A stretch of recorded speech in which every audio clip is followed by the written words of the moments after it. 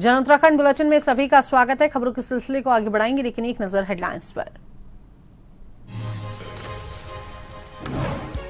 उत्तराखंड में 3 दिनों के लिए रेड ऑरेंज अलर्ट जारी। सीएम धामी ने अधिकारियों के लिए बैठक, 24 घंटे 7 दिन अलर्ट रहने के दिए निर्देश। नानक सागर डैम का भी किया निरीक्षण। चमोली और अल्मोड़ा के स्कूलों में सोमवार को अवकाश घोषित। पिथौरागढ़ में भूस्खलन से एचएनपीसी पावर हाउस की टनल का मुहाना बंद। फंसे 19 कर्मचारियों को निकाला बाहर। सभी पूर्णतः सुरक्षित, किसी को नहीं आई कोई ज्यादा तकलीफ। तो वहीं पुलिस की कार्यप्रणाली और बेहतर आधुनिक बनाने के लिए मिशन नव शिखर अभियान शुरू। हल्द्वानी में आईजी कुमाऊं रिद्धिम अग्रवाल ने किया श्री गणेश। सभी जनपद के एसएसपी सीओ विश्लेषण और प्रभावी कार्ययोजना करेंगे तैयार। हरिद्वार पुलिस ने किया लूट का खुलासा, 4 आरोपी गिरफ्तार, एक अभी भी फरार। बदमाशों से सामू किया बरामद।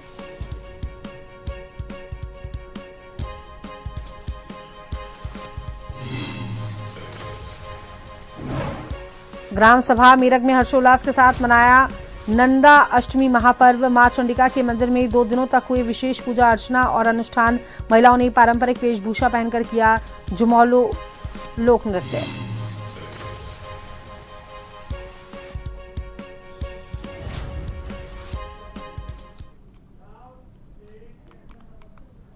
तो वहीं अब बात कर लेते हैं खबरों पर विस्तार से। तो उत्तराखंड में अगले 3 दिनों तक भारी से अत्यंत भारी वर्षा को लेकर मौसम विभाग ने रेड और ऑरेंज अलर्ट जारी किया है। मुख्यमंत्री श्री पुष्कर सिंह धामी ने इस संबंध में रविवार को शासन और जिलों के वरिष्ठ अधिकारियों के साथ उच्च स्तरीय बैठक कर हालातों की समीक्षा की और आपदा प्रबंधन एवं पुनर्वास कार्यों को तेज करने के निर्देश दिए। मुख्यमंत्री ने कहा कि भारी वर्षा और भूस्खलन की आशंका के चलते आम जनजीवन पर खतरा बना हुआ है। ऐसे में जन सुरक्षा के लिए हर संभव एहतियात बरती जाए। उन्होंने अधिकारियों से कहा कि आपदा प्रभावितों से केवल आर्थिक सहायता नहीं बल्कि संवेदनात्मक जुड़ाव भी जरूरी है। मुख्यमंत्री ने कहा कि जो लोग आपदाओं में बेघर हो गए हैं उनके बेहतर पुनर्वास के लिए मैदान क्षेत्रों में विकल्पों पर तेजी से कार्य किया जाए। जिलाधिकारियों को इसी दिशा में तत्काल कदम उठाने के आदेश दिए गए हैं। इस उच्च स्तरीय बैठक में सचिव गृह शैलेश बगौली, सचिव आपदा प्रबंधन विनोद कुमार सुमन, मंडल आयुक्त विनय शंकर पांडे, दीपक रावत, लोक निर्माण स्वास्थ्य विभाग और बीआरओ के अधिकारी शामिल रहे।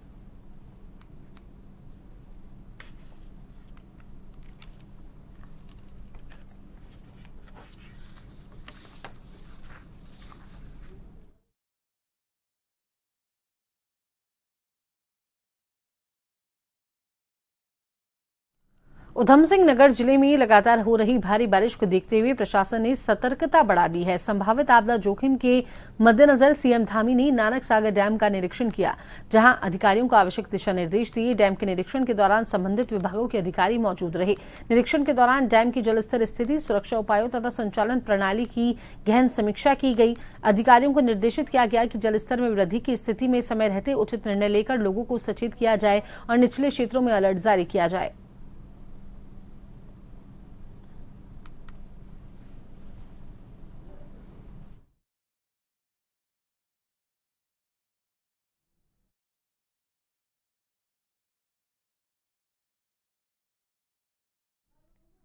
तो वहीं धारचूला में एनटीपीसी के पावर हाउस के टनल के पास शनिवार देर रात अचानक भूस्खलन हो गया, जिसमें एनटीपीसी के 19 कर्मचारी सुरंग में फंस गए। घटना की जानकारी मिलते ही जिला प्रशासन हरकत में आ गया और तत्काल राहत एवं बचाव कार्य शुरू किया गया।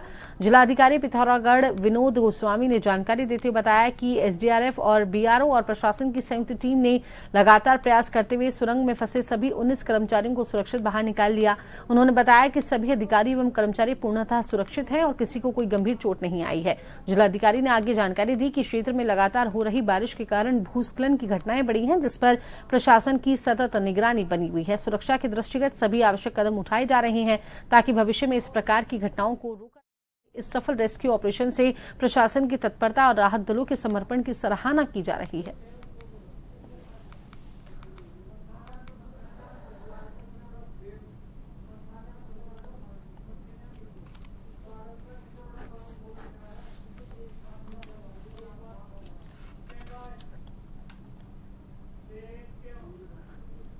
उत्तराखंड में लगातार हो रही बारिश और मौसम विभाग द्वारा जारी भारी से बहुत भारी वर्षा की चेतावनी को देखते हुए राज्य के विभिन्न जनपदों में स्कूलों में 1 दिवसीय अवकाश घोषित किया गया। जनपद नैनीताल में 1 सितंबर 2025 को कक्षा 1 से लेकर 12 तक संचालित सभी शासकीय और अशासकीय एवं निजी विद्यालय बंद रहेंगे। जिला प्रशासन ने छात्रों की सुरक्षा को प्राथमिकता देते हुए यह निर्णय लिया है। इसी प्रकार मौसम विज्ञान केंद्र देहरादून द्वारा जनपद चमोली में भी भारी से बहुत भारी वर्षा का पूर्वानुमान व्यक्त किया गया है। को देखते हुए चमोली जिले में सभी आंगनबाड़ी केंद्रों तथा कक्षा 1 से 12 तक के विद्यालयों में अवकाश घोषित किया गया है। इसके अतिरिक्त जनपद अल्मोड़ा में भी प्रशासन ने 1 सितंबर को सभी स्कूलों को बंद रखने के आदेश जारी किए हैं।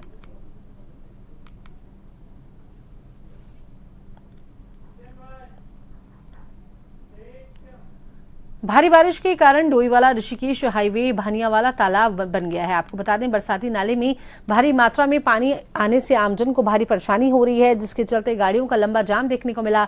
जान जोखिम में डालकर लोग पानी पार करते हुए दिखाई दिए।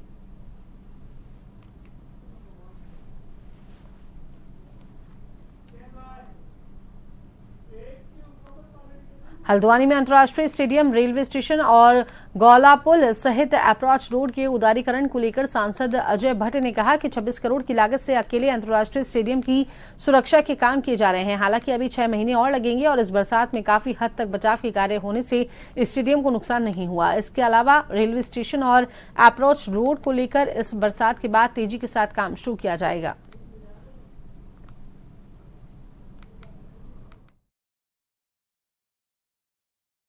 से अमल कर रहे हैं, करीब करीब 36 करोड़ रुपए लगभग हमारा अभी तक सैंक्शन हुआ है स्टेडियम के लिए। इस बार स्टेडियम को कोई खतरा नहीं हुआ, क्योंकि जो उसकी दीवार दी गई, सीमेंटेड दीवार, पत्थर वाली नहीं, वो सीमेंट का ही जो गारा बनाया गया, बहुत जमीन की गहराई तक खोद कर किनारे किनारे नदी के लिए रास्ता अलग बना दिया गया। जो पानी आया भी वो नुकसान नहीं कर पाया।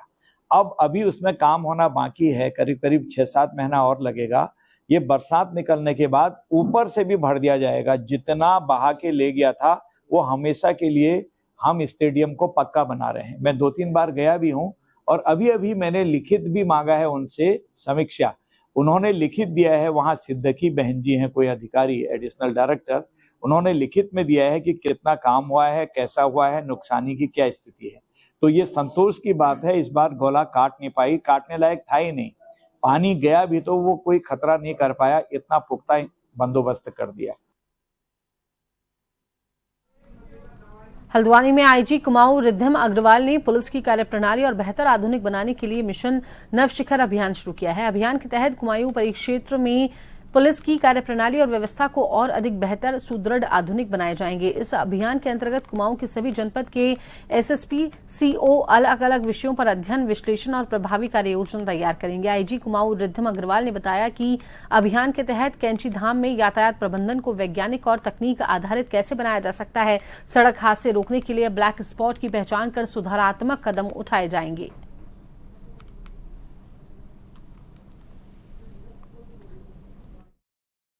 हमने अभी कुमाऊं परिक्षेत्र में मिशन नव शिखर, नई ऊंचाइयों की ओर, ये प्रारंभ किया है।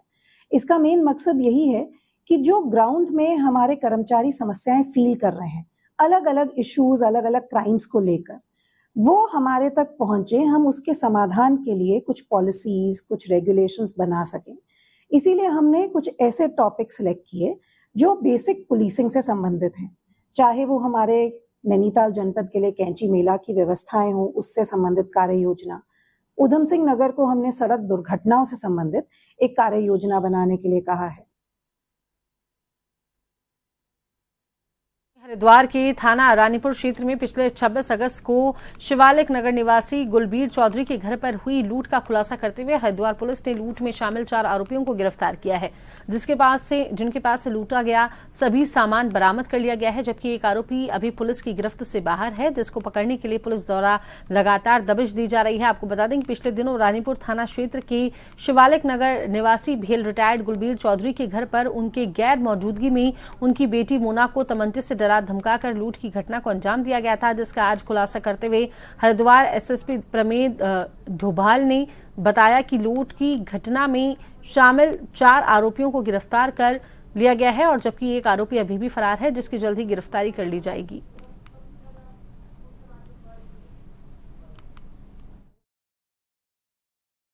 पुलिस के द्वारा पूछताछ की गई। जो इस पूरे घटना का मास्टरमाइंड था उसके साथ ही 3 अन्य अभियुक्तों को पुलिस के द्वारा अरेस्ट किया गया है। घटना में शामिल कुल 5 लोगों में से 4 लोगों को पुलिस के द्वारा अरेस्ट कर लिया गया है। एक अभियुक्त अभी फरार चल रहा है, शीघ्र उसकी भी अरेस्टिंग कर ली जाएगी। ये बात इसमें क्लियर हुई थी। बात पूछताछ ये पता लगा था कि अजीत द्वारा ही इस पूरे घटनाक्रम को रचा गया था, उसके द्वारा ही बदमाशों को लाया गया था, रेकी कराने के बाद घटना को अंजाम दिया गया। इसमें जो एक अभियुक्त सोमपाल का आपराधिक इतिहास है, जो मुख्य अभियुक्त है अजीत के साथ मिलकर ही उसने इस घटना को अंजाम दिया था। उस पर करीब आधा दर्जन से ऊपर अभियुक्त पंजीकृत हैं और गैंगस्टर एक्ट तक के मुकदमे उसके ऊपर लगे हैं और अन्य जो अभियुक्त हैं उनका भी आपराधिक इतिहास से पता किया जा रहा है। उनके बारे में भी जो वैधानिक कार्रवाई है उसमें आपराधिक इतिहास को सम्मिलित किया जाएगा। उत्तराखंड की लोक भाषाओं गढ़वाली, कुमाऊनी और जौनसारी को डिजिटल युग में संरक्षित और प्रोत्साहित करने के लिए आज एक महत्वपूर्ण प्रेस कॉन्फ्रेंस आयोजित की गई। इस पहल का उद्देश्य आने वाली और वर्तमान पीढ़ियों को उनकी मातृभाषाओं से जोड़ना और उन्हें तकनीकी माध्यमों के जरिए जीवंत बनाना है। इस अवसर पर एआई आर्किटेक्ट सच्चिदानंद सेमवाल ने कहा कि यह कार्य हमारी बोली भाषाओं के लिए एक मील का पत्थर साबित होगा। अब आने वाली पीढ़ियां गढ़वाली, कुमाऊनी और जौनसारी में एआई टूल्स जैसे चैट जीटीपी, ग्रॉक और जेमिनी का उपयोग कर बोलने, लिखने और सीखने में सक्षम होंगी। उन्होंने इस परियोजना के महत्व और इसके लिए की जा रही तकनीकी तैयारियों के बारे में भी जानकारी साझा की।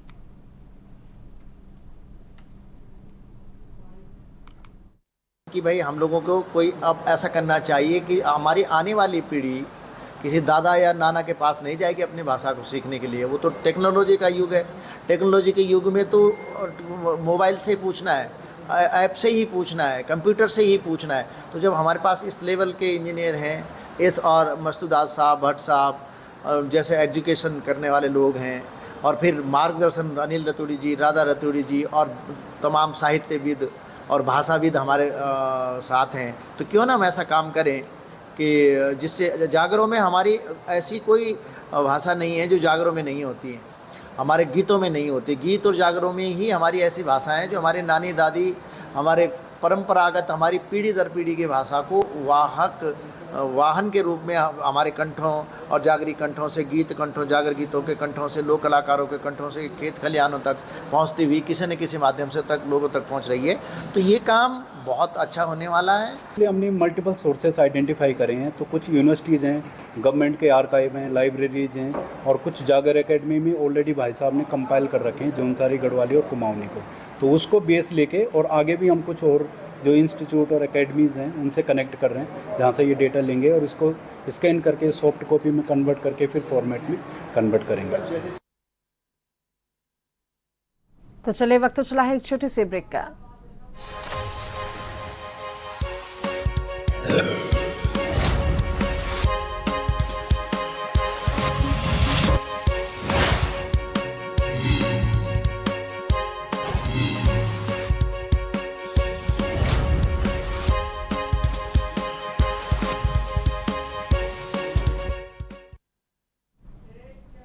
ब्रेक के बाद एक बार फिर से स्वागत है। खबरों के सिलसिले को आगे बढ़ाते हैं तो रुड़की में भाजपा पार्षद पर मारपीट का आरोप लगते ही माहौल गर्मा गया। बुजुर्ग से मारपीट का वीडियो वायरल होने के बाद मामला इतना तूल पकड़ गया कि दोनों पक्ष कोतवाली जा पहुंचे। पूरा मामला सिविल लाइंस कोतवाली क्षेत्र के सत्ती मोहल्ले का है। आपको बता दें, ये सत्ती मोहल्ले से जुड़ा पूरा मामला है। यहाँ भाजपा पार्षद शिवम अग्रवाल पर आरोप है कि उन्होंने एक बुजुर्ग के साथ मारपीट की। इससे कुछ ही देर बाद बुजुर्ग के परिजन आक्रोशित हो गए और पार्षद के प्रतिष्ठान पर जा धमके। आरोप है कि उन्होंने पार्षद और उनके पिता मनोज अग्रवाल से मारपीट की और वहां जमकर हंगामा हुआ। तनाव बढ़ता देख काफी संख्या में व्यापारी मौके पर इकट्ठा हो गए और मामला कोतवाली पहुंच गया। लेकिन यहां भी स्थिति शांत नहीं हुई। दोनों पक्ष बड़ी संख्या में समर्थकों के साथ पहुंचे और पुलिसकर्मियों के सामने ही आपस में भिड़ गए। वहीं भाजपा पार्षद ने एक पुलिसकर्मी पर भी मारपीट का आरोप जड़ दिया। इसके बाद भाजपा कार्यकर्ता भड़क गए। हंगामा बढ़ता देख मौके पर एसपी देहात शेखर चंद्र सुयाल पहुंचे और दोनों पक्षों को समझा बुझाकर शांत कराया।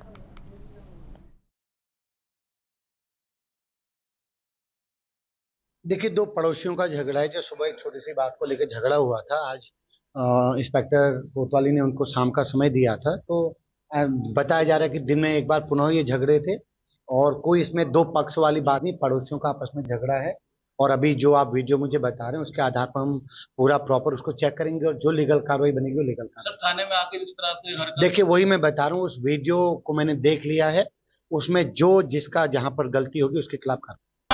मेरी दुकान पे आए क्योंकि वो मुस्लिम मोहल्ले क्षेत्र है जहाँ मैं रहता हूँ। इन्होंने आगे वहाँ बलवा करा, मेरी चैन तोड़ी, मेरे और मेरे पापा के साथ इन्होंने मारपीट करी। क्योंकि इनका जो जिसने मेरे साथ मारपीट करी दाऊद, उसका बाप लईक अहमद हिंदू देवी देवताओं गाली देता था। मेरा सुबह उससे मारपीट हुई थी। इन्होंने चुप राम मंदिर के टाइम पे भी झगड़ा करा, 1 साल पहले भी झगड़ा करा था, चिट कटी थी यहाँ पर 151 में हुआ था।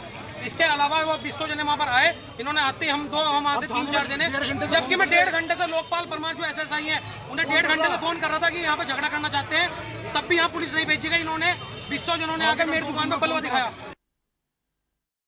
रामनगर में रविवार को विभिन्न वाहन यूनियनों के पदाधिकारियों ने रामनगर विधायक दीवान सिंह बिष्ट की कार्यालय पहुंचकर उन्हें ज्ञापन सौंपा। वाहन स्वामियों ने आरोप लगाया कि पहले उनके वाहनों की फिटनेस जांच रामनगर सहायक संभागीय कार्यालय में न्यूनतम दरों पर होती थी, लेकिन अब यह कार्य हल्द्वानी में किए जाने लगा है, जिससे उन्हें कई समस्याओं का सामना करना पड़ रहा है। ये भी शिकायत कर रहे हैं कि फिटनेस शुल्क को 3 गुना बढ़ा दिया गया है और कार्य अब प्राइवेट कंपनियों के हाथों में सौंपा गया है। उनका कहना है कि प्राइवेट एजेंसियां मनमाने शुल्क वसूल रही है।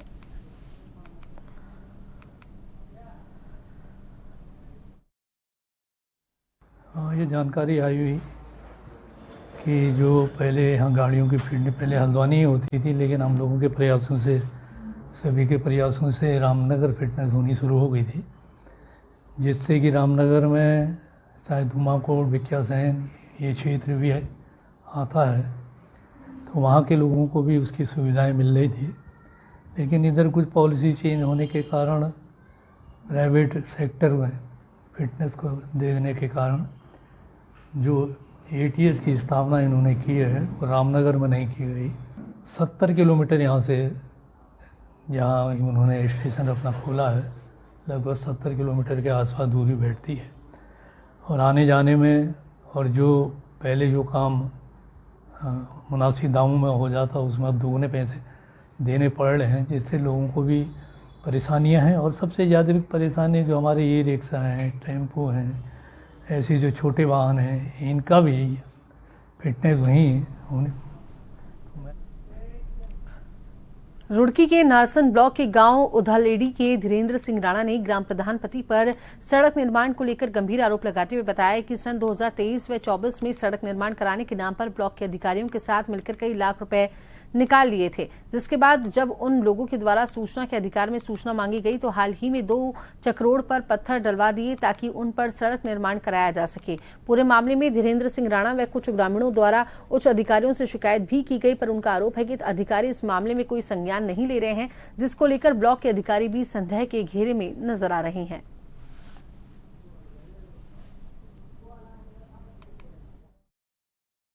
है मैंने एक 18 तारीख में सूचना के अधिकार में मांगा था, वो देहरादून मैंने डाली थी सूचना के अधिकार, 26 तारीख में डाला है और आज के दिन 29 तारीख में आज यहाँ पे काम करवाया जा रहा।